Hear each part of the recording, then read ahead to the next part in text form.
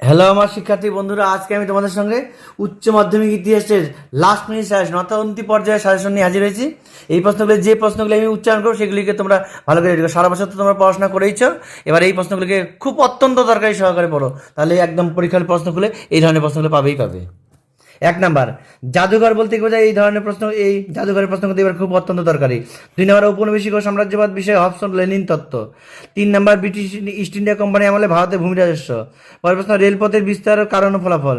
চীনের চৌঠামে আন্দোলন, ক্যান্টন বাণিজ্য নীতি, ঈশ্বরচন্দ্র বিদ্যাসাগর, ব্রিটিশ শাসনকালে আদিবাসী ও দলিত সম্প্রদায়ের বিবরণ, জালিয়ানবাগের হত্যাকাণ্ড। পরের প্রশ্ন, 1942 খ্রিস্টাব্দে ভারত ছাড়ো আন্দোলন। পরের প্রশ্ন, আলিগড় আন্দোলনের শহীদ আহমদের ভূমিকা। পরের প্রশ্ন, 1935 খ্রিস্টাব্দে ভারত শাসন আইন।